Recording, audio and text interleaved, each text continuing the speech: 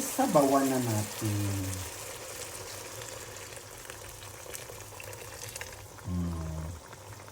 Una nating ibutang guys ang sotanghon.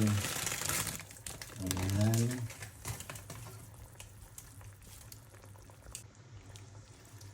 So atin lang siyang halo-haluin.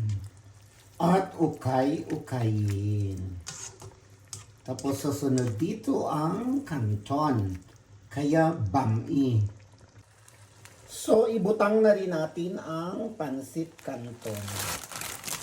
Ibutang talaga guys. Diba? So kaya sa Bisaya ang tawag nito ay bami. Halong sotanghon at canton. Diba? So kunting halo-halo na lang guys. Tapos, ilagay na natin ang pre-cooked na shrimp. Ayan. Bagay siya sa bami, may shrimp. O, diba? Kayin natin ulit. See guys, kwapa kaayo ang akong bami. Last natin ilagay ang konting gulay. O, diba? And then, ang pinakalas, ilagay natin ang samot-saring gulay.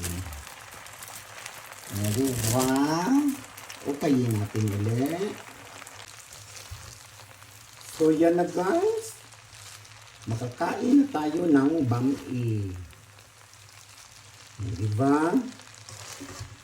Halina mo, Papa. Kauna na ko ninyo, Papa.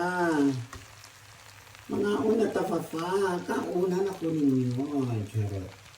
So, mga una ta bami guys sa Bisaya.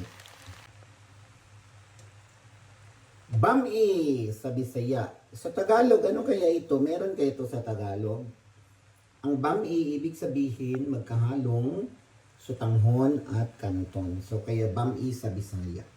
May shrimp, may karne ng baboy, at saka may gulay. So, yan ang ating pagkain for today's Farty Farty. Bye!